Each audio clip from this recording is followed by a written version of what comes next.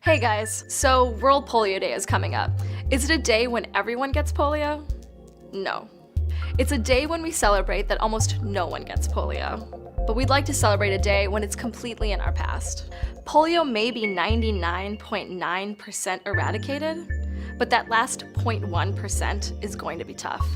Until we end the disease forever, we must continue to immunize every single child. How can you help us finish the job? By lending your voice on social media and donating, we can end a human disease for the second time in history.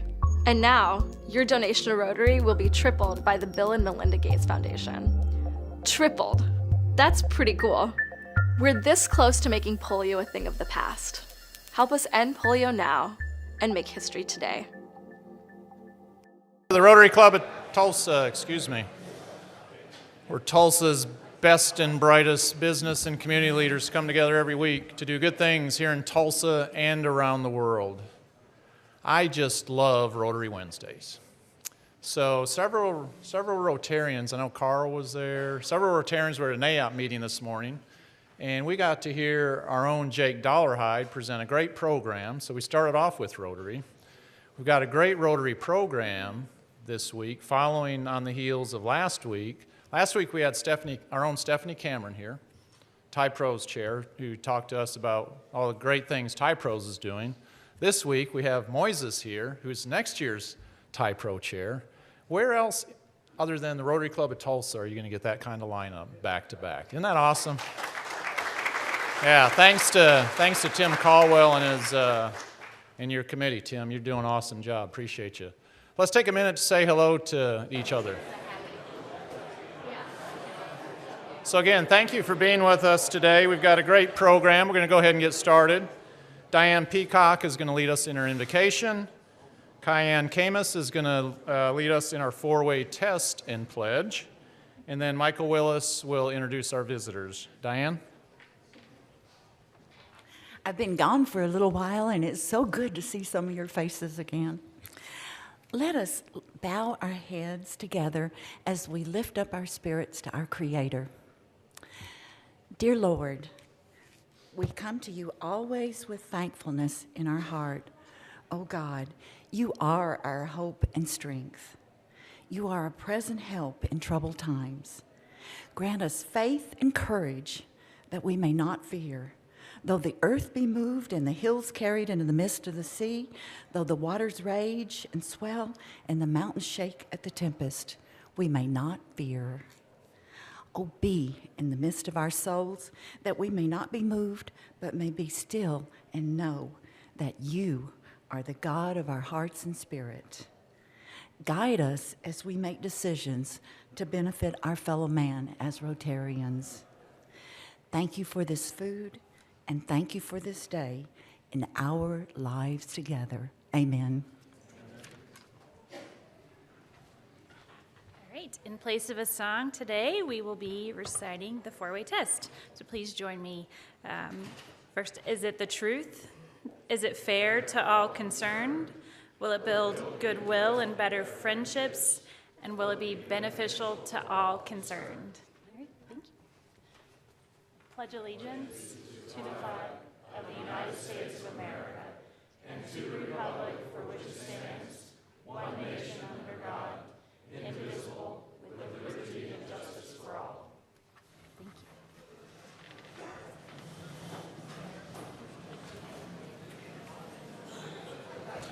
you. Good afternoon, everyone. It's a great day outside in Tulsa. It's a great day in here. My name is Michael Willis. I'll be introducing our guests and our visitors and our guest Rotarians today. So we're going to go through the list. We have a few here. I'd like to ask that our host and our guest please stand, and we will recognize you all at the end. And then we have a few visiting Rotarians, and we will greet them with a hi and then their name. All right. First of all, Paul Baumann has two guests with him today, James Maddox with Bank First Trust and John Lanning with Strategic Talent Services. And they're right over here. Thank you, guys. Welcome. Chuck Wilson has with him today Brett Humphrey. Brett is with Gateway Mortgage. And Chuck will also be making another introduction later of a new member, which is great. We have, with Kathy Gurrell today, we have Sarah Fry. She's with New View, Oklahoma. Kathy and Sarah are right here. And then we have two visitors who are soon to be members. We have Jim Lane and Jeff Smith, both with A-Best Roofing, and they will be, they've turned their information in to be a corporate member, so you'll get to see them again here in some of the weeks coming. So thank you guys. We look forward to having you as members here, and now join me in welcoming our visitors.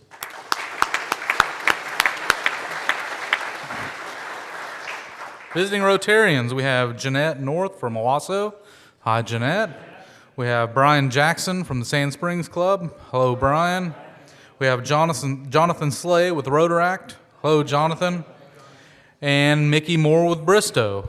Hi, Mickey. Thank you all again for visiting. Come join us again.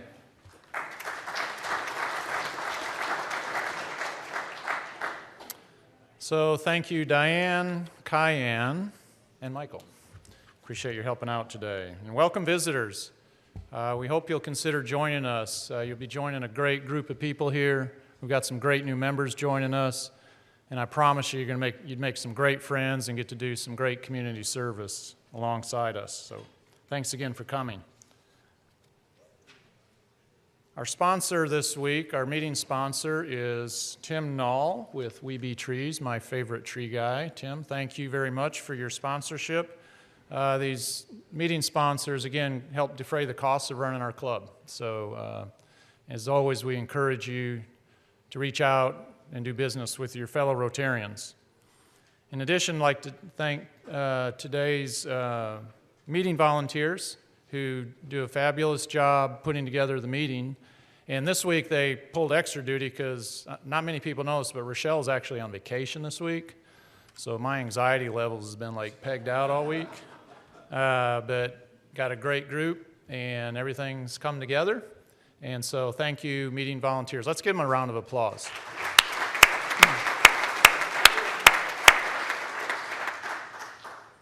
As I said on July 5th, it takes a village to raise an idiot, right? The village was working hard this week. Okay. Our good friend Rotarian Mike O'Brien's been in the hospital, in and out of the hospital the past few months, and he's now in hospice. So I'd ask that you keep Mike and his family in your thoughts and prayers. In addition, Joanne Beckman Miller has been in the hospital past several days. She's fighting an infection. So please keep her in your thoughts and prayers too. It's always good when we can wrap our arms around each other and lift each other up and help each other through these hard times. Okay, Business Visitation Day is next week. So next week we will not meet here. First United Methodist Church is not having a Business Visitation Day. So hopefully you've signed up. If not, you have until the end of this week. So I think there's sign-up sheets on the table. Sign up if you have not signed up. You can also go on to DACDB and sign up through DACDB. We've got some great hosts this year, so please take the time and go learn about their business. Yearlings. We've got a whole bunch of new yearlings, and they are busy, busy, busy next week. We're having our second Yearling University next Tuesday at 5:30 to 7 at the 810 building. So if you're a yearling and you have not signed up for that, please do so. If you're not a yearling and you'd like to go, it's a great opportunity to learn more about what's going on in our club. And then on Thursday, October 26th, Kip Lycum and Monica Martin are co-hosting the first yearling mentoring social at Kip's home. Invitations were sent out to the mentors and mentees last week. If you've not responded to that, please do so that Kip and his wife can know how much food and drink to have available. This is one of our initiatives to set up a mentoring program, and I forget the number. It seems like there's maybe 8 or 10 mentors and mentees that have been assigned to each other. And so we're off to a good start on that. That's going to be a fun program. We have one committee meeting today, Club Foundation grants. They've been hard at work. They've had like 19 grant applications this year that they've been reviewing. They've been visiting. I know I had breakfast with Michelle Place yesterday morning, and she was off to visit two nonprofits yesterday. So they're going to meet in room 233 after the meeting. And now, Mr. Wilson is going to introduce our newest corporate membership, Rotary membership, Gateway Mortgage Corporation. Chuck? Thank you. In the corporate membership structure, you have the CEO, president, leader of the company, who is a member of our club, but you also have someone on their staff that they've designated to be a regular member of Rotary. Unfortunately, the regular member is ill today, but I'm still going to introduce her to you. Connie Pearson is the Director of Government Affairs for Gateway Mortgage. An OSU grad, she has an extensive PR background and has lived in Chicago and Dallas as well as Tulsa. For almost 10 years, she was a field representative for Senator Coburn. Connie truly has a heart for service, including her work with Reading Partners. Thus, she is a great fit for Rotary. Kevin Stitt is also an OSU grad. He sold books door to door with our son 3 summers while in college. Kevin eventually managed a group of 24 young men and women in that organization. Kevin and I started on the same day with the same mortgage company. After a couple of years, he came to me and said he wanted to start his own company. Well, I wished him well because all he had was a laptop and $1,000. That was the year 2000. Today, Gateway Mortgage is one of the largest privately held mortgage companies in the country, and it is headquartered in Jinx, America, right off Highway 75.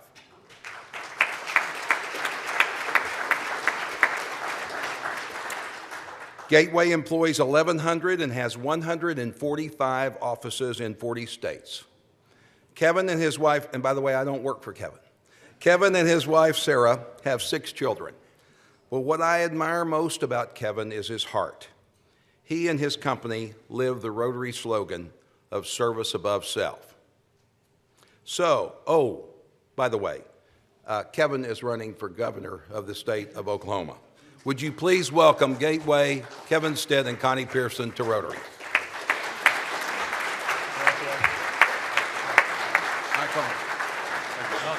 Glad to have you on board.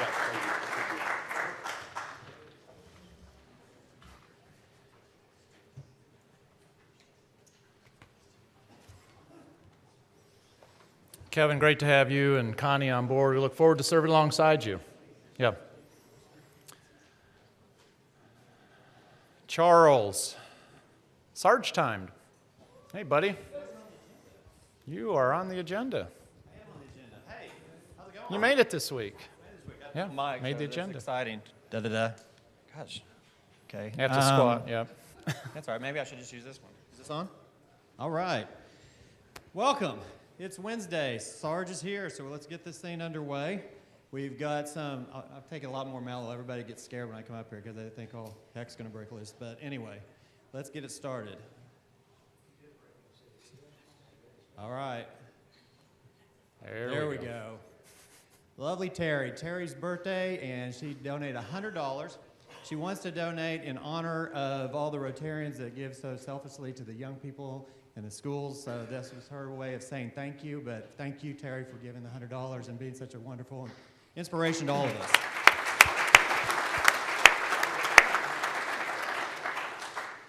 Gordon, I almost said he's 117, but he's actually, where is he? He's freaking out. He's like, Charles, don't go there with me. I got your back. Okay. Gordon, $117.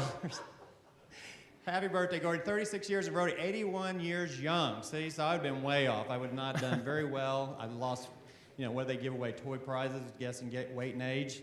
I would have lost big time there. So anyway, very good. Thank you, Gordon, for the donation. Thank you. And here's our friend Cayenne, who was just up here. She, as you can see, is giving $50. Her birthday is, I believe, is it today, Cayenne? Where are you? Was it yesterday? Yeah, 32 years old, or young. But she gave 50 because she figured the $18 about the next time whenever she's going to be able to get some rest. Because as you can tell, she's about to deliver. And although we have Business Visitation Day and we're off next week, November 1st, you really want to be here because the baby's due around that time. And I'm more than willing to have the mic in hand. We can get the video. Yeah, 2 weeks from It will be today. an incredible moment Yeah, for Rotary. yeah. It'll be exciting. If you have a name, we'll start calling it by name the second it comes out. It will be great, okay? That'd be awesome. We couldn't script that any We're better. kind of family, right? I'm kind of Yeah, thinking one big happy the family. world's largest family hanging out. We'll do a selfie. Yeah. It'll be great. Yeah. We're good. That's all right. Michelle, you'll bring some blankets, right? All right. You got the hot water? We're good. All right, We're we're good. good to go. All Just right. need- just Thank need you the very baby. much, Cayenne. She might go into labor right now. Quit laughing so hard. All right. Next up, okay, football tickets for a couple OU games. And I think the reason OU hasn't done real well this year with the bidding and everything is because nobody knows what team's going to actually show up. So anyway, hey, I'm a fan. Trust me. I was sweating bullets last week. So anyway, we got two big games coming up. Barbara and Tim Knoll, it's so nice to give us these tickets to bid on. OU versus Texas Tech, October 28th, and as you can see, OU OSU November 4th. So those are big games coming up, a lot on the line. So be sure to put your bid in today, okay? And let's see here. And it is still Halloween, and so you know there's some parents out there, and this is probably what it looks like about this time of year. You know, you've got the kids doing their homework, and the parents sitting there having a glass of wine and trying to make it through the homework. I remember those days. It's been a while. All three of my boys graduated, but gosh, I remember those nights where you just sit there and you're like, it was almost more punishment for the parent than it was the child to do the homework. So anyway, so then next we go on to, let's see here. Surprise! No, Yeah. that was not supposed to be there. You thought you were going to sneak your birthday by us, didn't you? Yeah, Nice try. It was, yeah. Happy- Well, I'm up here all the time. You guys get tired of me. So Charles's birthday was last Sunday. And you picked a really And- good pick. So happy birthday, Sarge. Well, thank you very much. And even though it's out of season, you can see I picked up a few extra dollars for the club foundation by dressing up as a rabbit and having young people stare at me like going, nope, that's not right. So, in fact, there was blinds closing, all in that neighborhood. I just, popped out for a second. They closed the blinds. Yeah. All right. Well, thank your you, Mike, glory. very much. That was really nice of you. Happy birthday, buddy. Well, I appreciate it. And let's see here. Okay, there's the information. Love to hear from you all on fines. Now, we do have a special thing that we're coming down the wire on this. And my friend Tim Caldwell, he doesn't like to do the side mics. So what we're going to do, we're going to take it on the road. Where is Tim? All right, we're going to go out here, Tim. Wait, we go this way. Right to the middle. No, the other one. There we go. There's one with a D and one without. Tim, good to see you, buddy. All right, so you've got this event coming up with the 2017 Mercedes-Benz CLA or GLA class is on the line. And we got to get some people to sign up, right? So tell me a little bit more about it. Well, the drawing is at the district meeting, the 28th. Today is the 18th, So 10 days. 10 days, and we're going to be at the visiting business visitation next week. So this is it. All you people who are going to get tickets are in this room, and the easy way is to do it today, either with the things on the table or with me out in the hall afterwards. And there's a really good chance you're going to win, right? Not me, they. They are going to win. All right. So, or they can get what, $20,000? 20K cash. I mean, I could use that. that could help the club foundation out. Yeah. It did last year. Okay. Well, there we go. All right. So you're going to be in charge of this. You'll be outside afterwards. He really would like everybody to sign up. So, I think I'm going to stand out here more often and just interview people. You look good out there, Charles. I look like I belong on public access TV about 2 a.m. in the morning or something. So, thank you, Tim. Appreciate it. Okay.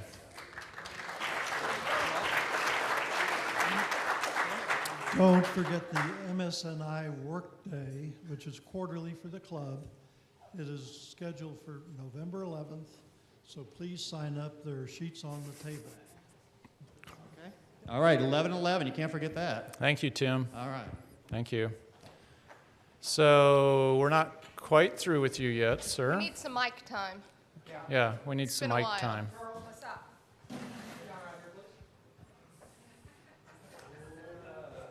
You know, Catherine and Alicia, to say that this club is without influence would be a travesty of the truth, a miscarriage of the truth indeed.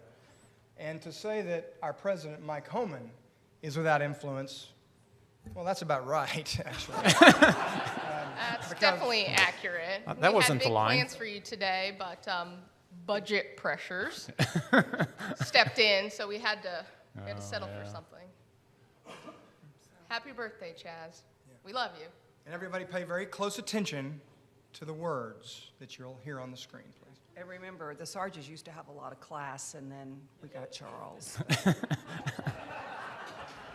Hey, this is a big event here. This is a big.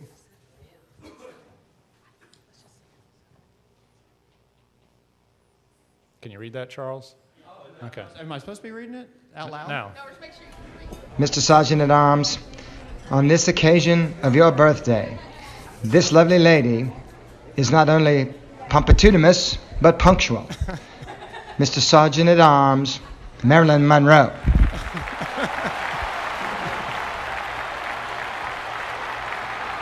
feel like I'm back at my bachelor's. No. Perhaps there's been no one female who meant so much, who has done more for Rotary.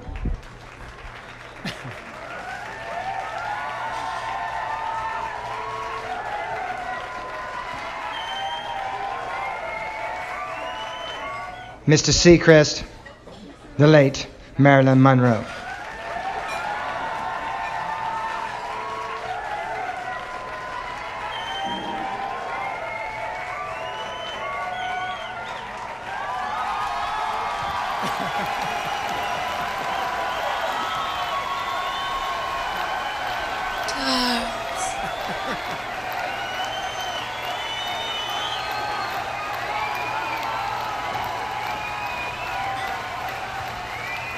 Happy birthday to you. Happy birthday to you. Happy birthday, Mr. Sergeant at Arms.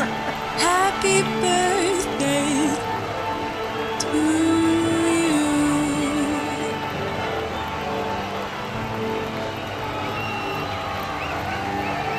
Thanks, Mr. Seacrest, for all the things you've done, the battles that you've won, the way you deal with nerves of steel, rotaries crumpled by the ton.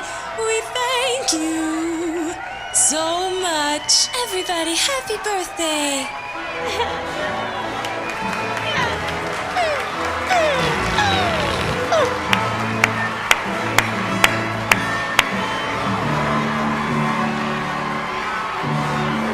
Happy birthday, Charles. We went top of the line with our budget. We had to. So, okay. Still on time. Good. Okay, now I'm going to introduce our Rotarian of the Day, Michelle Place. Michelle was named Executive Director of the Tulsa Historical Society in 2012 after serving 11 years as the Society's business manager. She is founding chairman of the Experience Tulsa Coalition, which includes the Tulsa Performing Arts Center, Route 66 Alliance, the Sherwin-Miller Museum of Jewish Art, the Tulsa Botanical Gardens, Tulsa Air and Space Museum, and the Tulsa Historical Society Museum. Michelle also serves on the board of the Metro Tulsa Chamber of Commerce Tourism Task Force. In community, and I didn't know this about you, I should have guessed, it's pretty obvious once I read it. She's been very active in community theater. and has performed various roles, and I just picked out some of my favorite ones. Bloody Mary in South Pacific, Mammy Yoakum in Little Abner, Auntie M in Wizard of Oz, and Sister Mary Leo in Nonsense, and she's performed many, many other roles. She's a native of Little Rock and a graduate of the University of Arkansas, Wu Pig Sui. Michelle joined our club in 2015. She is a Rotary Club of Tulsa Foundation Fellow and serves on our board this year as our Community Services Chair. Please join me in welcoming to the podium Michelle Place.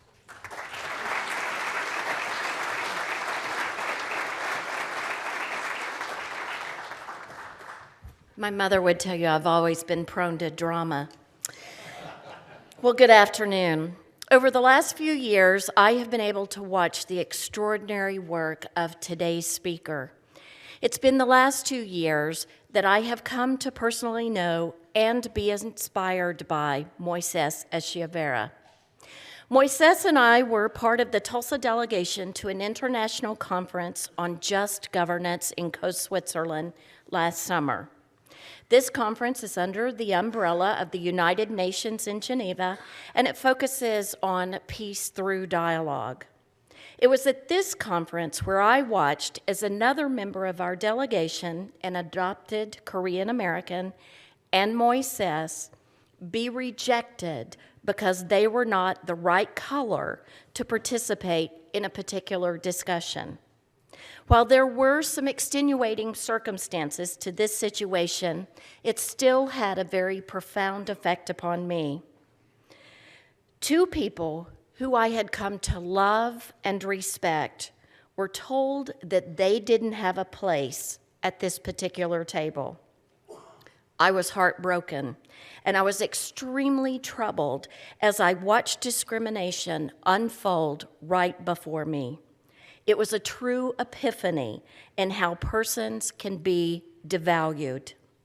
But perhaps what was more troubling to me was what Moises said to me while we were discussing and analyzing what had just transpired.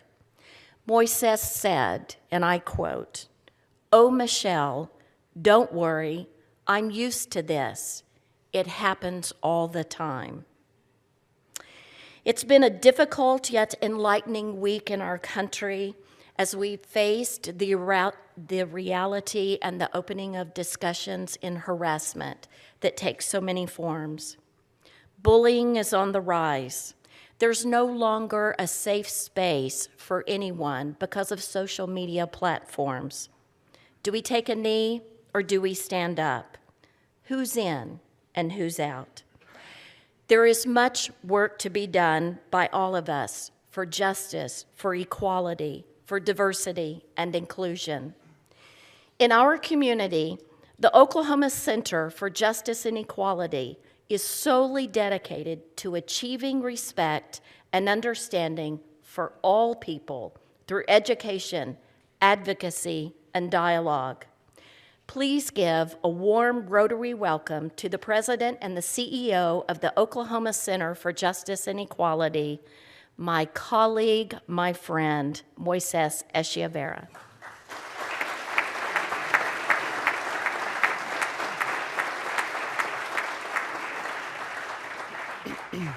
Thank you all. It's a pleasure to be here with you today. Did you know that every major religion around the world has, in essence, a version of the Golden Rule? Now, we know the Golden Rule to be treat others as you want to be treated. And in Buddhism, I'll just give a few examples. Buddhism teaches hurt not others in ways that you yourself will find hurtful. In Christianity, from the, Luke 6:31, as ye would that men should do to you, do ye also to them likewise. In Hinduism, this is the sum of duty. Do not do to others what will cause pain if done to you. Islam, none of you truly believes until he wishes for his brother what he wishes for himself. And the last example I'll read is from Judaism. What is hateful to you, do not to your fellow men. This is the law. All the rest is commentary. So imagine what kind of world we will live in if everyone followed the tenets of the Golden Rule. So the Oklahoma Center for Community and Justice has a long history in Tulsa, but even a longer history in the nation. In 1927, a group of interfaith leaders gathered in New York to establish what will be known as the National Conference for Christians and Jews, a group of individuals who saw the need to stand in solidarity with their brothers and sisters of different creeds and beliefs who were being targeted and persecuted at a very difficult time in the history of the world. It wasn't until 30 years later, in 1958, when Tulsa organized and opened a chapter of NCCJ. And the work of NCCJ was established on a strong foundation of interfaith relations, interfaith work, respect, and understanding. We continue to enjoy strong relationships and friendships with friends from different religions and groups in our community here in Tulsa. And in fact, next month, we're taking on our annual Youth Interfaith Tour 200 youth to visit a Buddhist temple, a Hindu temple, a Mormon church, to learn how Tulsans worship in a very objective way, to appreciate the different ways in which we connect to the divine. Now, the work of OCCJ grew out of the realm of interfaith relations. And it wasn't until the 1990s when the national organization changed its name to reflect the work of NCCJ to the National Conference for Community and Justice. However, in the mid-2000s, the national organization shut down, and with that, about half of the chapters around the nation, which almost every state had a chapter of NCCJ, half of them closed. However, the Tulsa leadership, community, business, religious leaders saw the need of having an institution like OCCJ present. And they organized, they rallied, they raised funds to ensure that OCCJ could continue. And so the name changed, and we became OCCJ, the Oklahoma Center for Community and Justice. For the past 25 years, we've been very intentional to enlarge the reach of our programs and the impact that we have in the community. And before I talk about some of the programs that we offer in the schools, I want to share my personal story with OCCJ.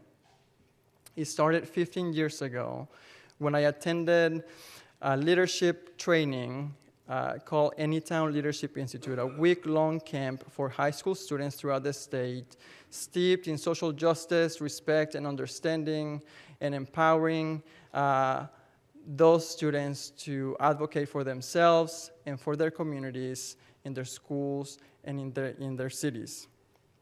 So imagine a young, timid, recent immigrant who kept to himself in school and was just trying to make it by with as little involvement as possible. And then going to Anytown and having a transformative experience and returning to school a different person, involved, engaged, and that was my story. I was fortunate that Nancy Day, who served as president and CEO of OCCJ for 32 years, asked me to serve as a student representative on the board of directors of OCCJ my senior year. And yet again, another transformative experience for me as I saw business, community, and religious leaders gather together and who cared. They did not know at the time that I was struggling with all the anti-immigrant rhetoric that I was hearing from elected officials, school administrators, and my peers. But as I sat in those meetings and I saw their passion and their conversations in ensuring that OCCJ was successful in their programs, I knew that they cared for me, even though they didn't even know me personally. After I graduated high school, I returned as an active volunteer for OCCJ and went back to Anytown as a volunteer counselor and did that for about 8 years, all through my higher education. And finally, they got tired of me knocking on the door wanting to volunteer, and so 4.5 years ago, I started working at OCCJ. And I share my story in this amount of detail because that is the story of OCCJ programming. It is educating, encouraging, empowering those folks who participate in our programs to become leaders and to change themselves, their homes, and their schools and communities. I mentioned that for the past 30 years, we've been intentional in increasing the reach of our programs. Our program with the biggest reach is for second graders, and it's offered free of charge to the schools. It's called Different and the Same, and in an appropriate way, we help these students understand the dangers of stereotyping and help them understand the beauty that takes place when they learn from each other and they celebrate each other despite their biggest differences. We offer other programs for 4th and 5th graders, 7th graders, high school students that focus on bullying. And Michelle mentioned the increase of bullying. It's a national issue. And there are horrific stories about youth who self-harm and even commit suicide because of how awful bullying is. And we've had those same stories in our city and in our state.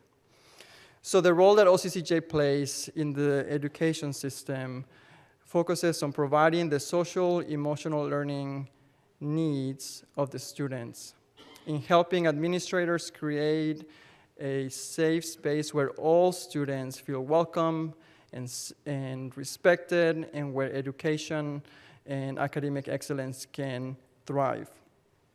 You may recall Maslow's hierarchy of needs, and we respect and admire and support all of the agencies who provide the bottom of the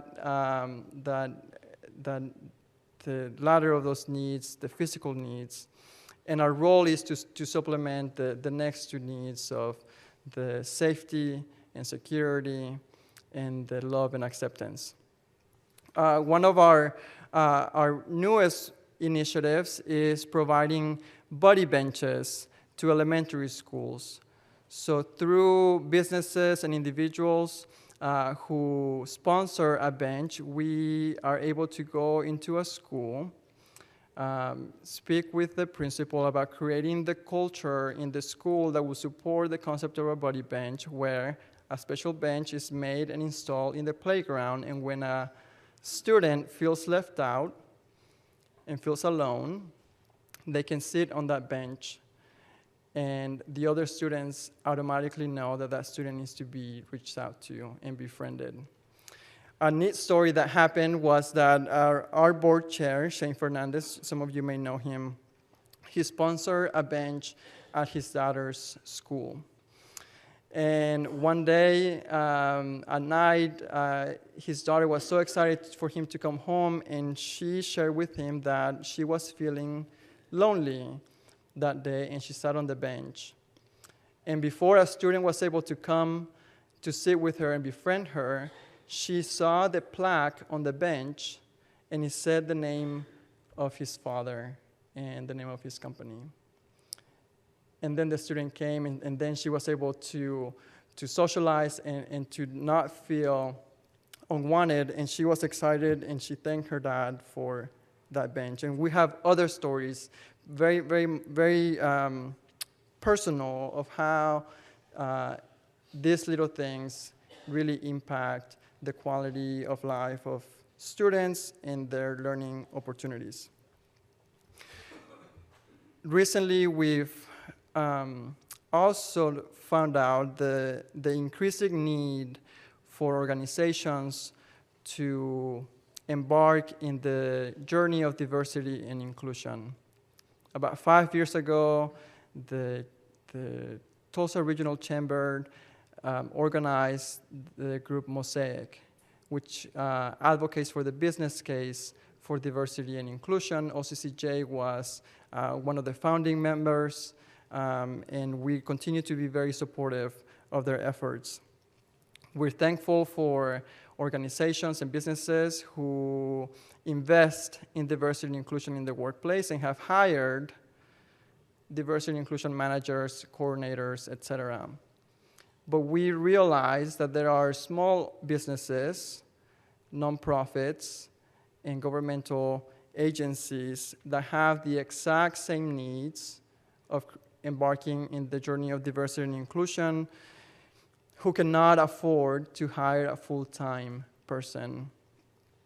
And so with our experience, we've tackled that need and are providing professional trainings and consultations to help organizations go through that process. Now, diversity and inclusion, there's a specific vocabulary and a basic understanding for individuals to go through that process.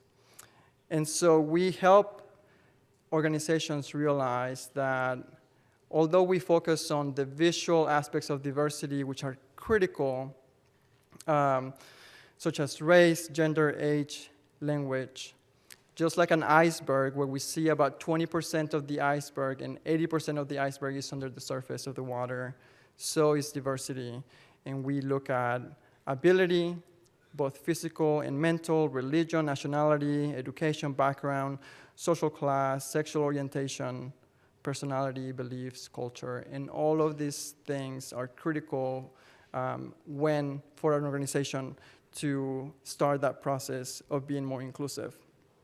Now, this is critical for Tulsa, for organizations to stay relevant, to stay competitive. There's a business case. It affects the bottom line.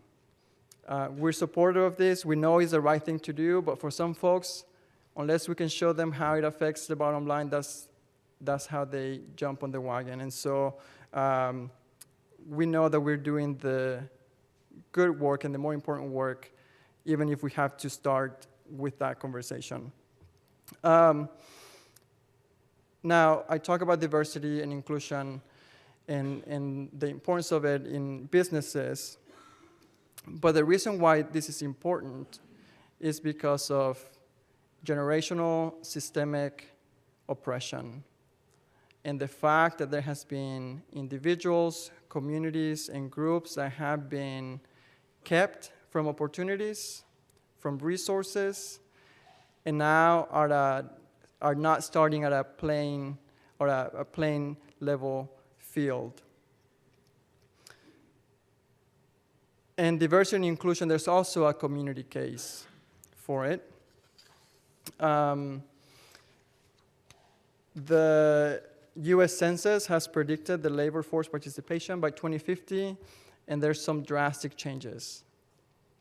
Diversity here is happening in the future.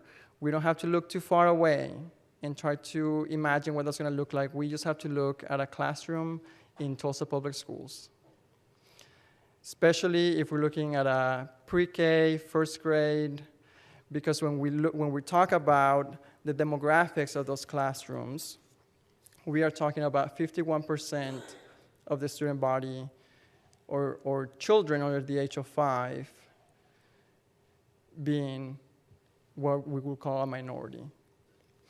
And lastly, the last statistic or piece of data I want to mention as far as highlighting the community case for diversity and inclusion is the data that the Tulsa Health Department provided last year, which Mayor Bynum highlighted, and that is the life expectancy discrepancy in our city, where individuals who live in zip codes that are predominantly African American live 10 years less than individuals who live in zip codes that are predominantly white.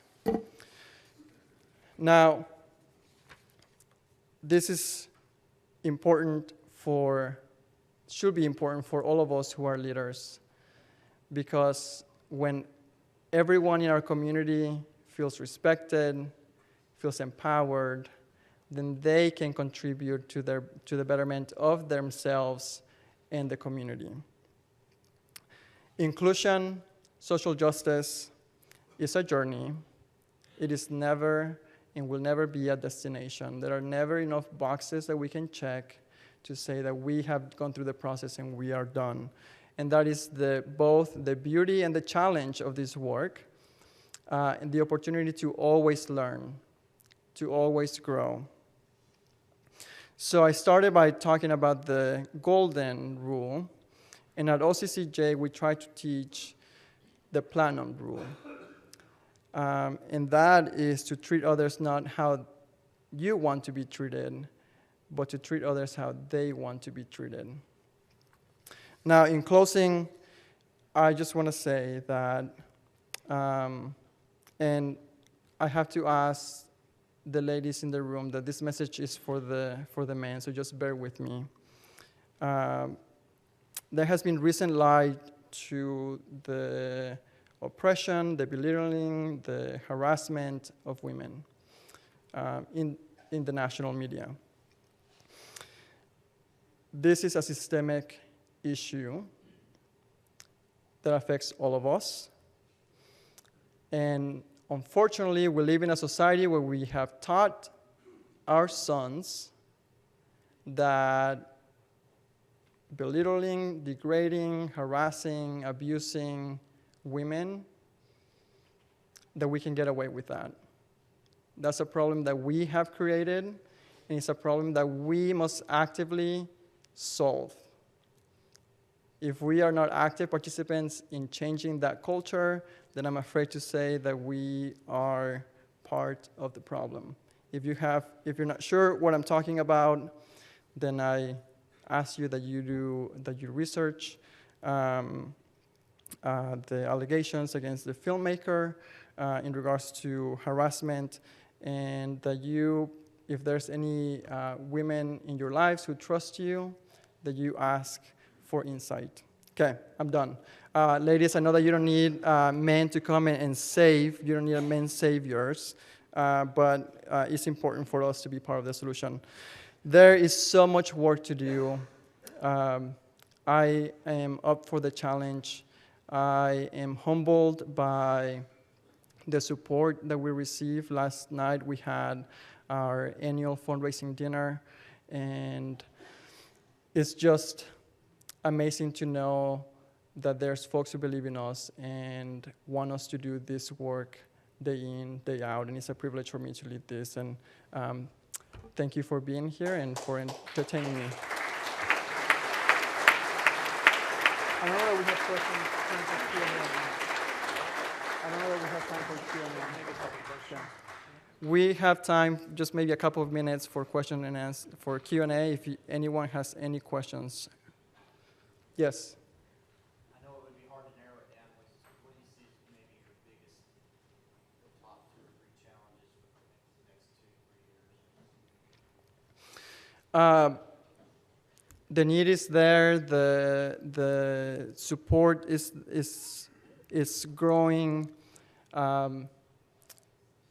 This semester alone, we have scheduled our 7th grade program to reach 1,000 students, middle schoolers. We should be doing more. Human capital is an issue for us. We rely on volunteers. We have a staff of 6. So that's internally, organizationally. But in the bigger picture, there has been a platform where folks who have racist ideologies have felt empowered and are coming out of the shadows and voicing their opinions. That is easy for individuals to kind of point the finger and say, we're against that. But what has been the issue in regards to social justice and inclusion is the subtleness and the small ways in which all of us are complicit, myself included, of supporting systems of oppression. Not correcting a friend or colleague on jokes, overseeing different things that happen at work, etc. And so it's helping, I guess one of the biggest challenges I see is helping individuals get away from pointing the finger at the awful racist neo-Nazis who are among us, our midst, and realizing what is my role in supporting those systems of oppression. Yes?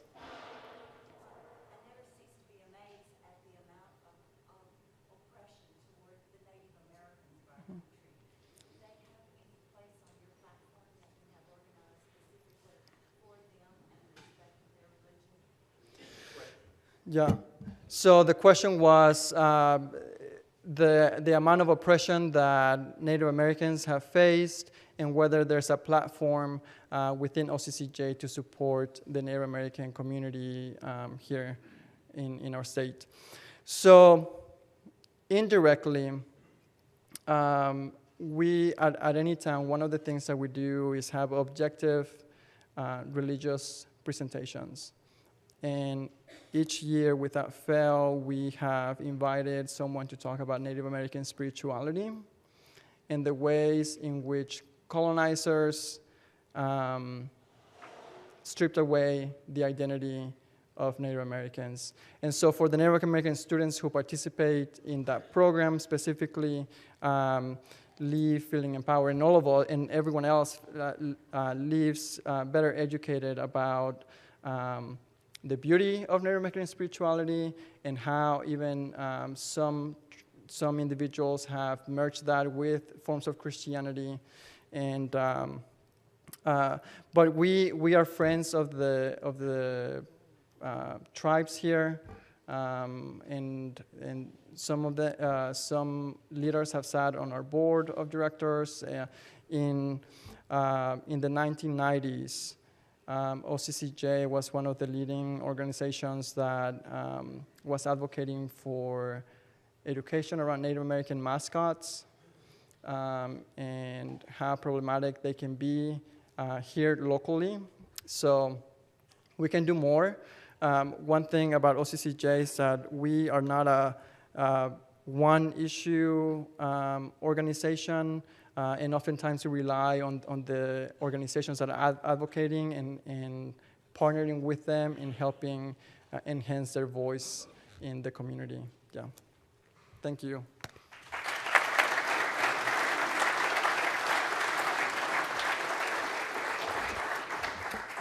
Moises, thank you for joining us today, and thank you for stepping forward and being an advocate for a more diverse and inclusive community and for our businesses. Go forward strongly. Thank you for your frank talk, too. We appreciate that. So, as I told you, we, in lieu of a speaker's gift, we donate a book to our adopted school, Celia Clinton, and today's book is The Book of Mistakes. And I was not the author of that book. Bob McKenzie has a side mic on World Polio Day.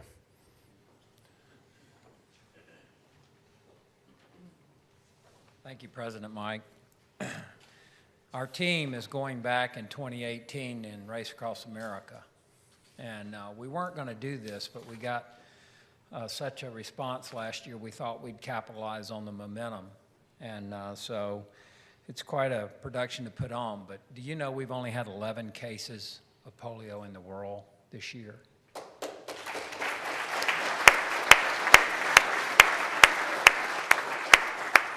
When I started writing 6 years ago, we were still over 1,200 or 1,300. In 1985, we had 1,000 cases a day. So we're this close, but we're not finished, and we need your help. We use over 400 million doses of vaccine a year at 60 cents each. That's $240 million. We need your help. I'd like to ask all of you to stand real quick. We'll get through this real quick. How many of you have gone to a professional or college sporting event? Please sit down. How about a concert? How many have gone to a concert? Everybody's sitting down. Great. So October 24th is World Polio Day. Would you give to Polio Plus what it cost you to go to one of these events? That's not asking too much. And lastly, I would tell you that I need a little help for the team. I don't need as much as we need for polio, but I do need a little bit to support the team. I have to raise 1/4 of the expenses. I'm about $8,000 short right now. And I will tell you, as I was riding last year on Saturday morning at 3 o'clock in the morning, miserable rain, hard rain. It was so hard my car said they could just see my red light flashing on the back of my bike. I was so miserable. It was so cold. And I said I could quit. And then I thought, you know, kids that get polio, they don't get to quit. They're in for life. So if you can help our team, please see me afterwards. But please give to polio. Let's finish what we started. Thank you. Thank you.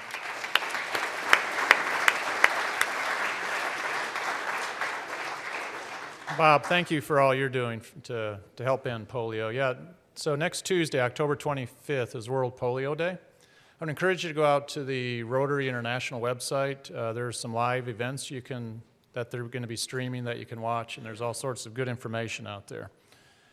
Okay, again, next week is Business Visitation Day. Please do not show up here.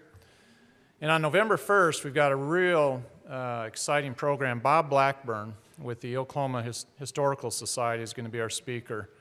You know, Bob is the executive director of the Oklahoma Historical Society, has shepherded the organization through budget crises, and dramatic developments, including the upcoming OK Pop Museum, which is planned right here for Tulsa.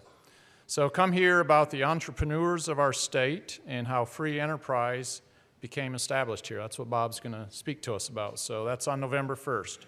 Now, I encourage you to go out, tell your Rotary story, and don't forget to bring a friend to Rotary next week.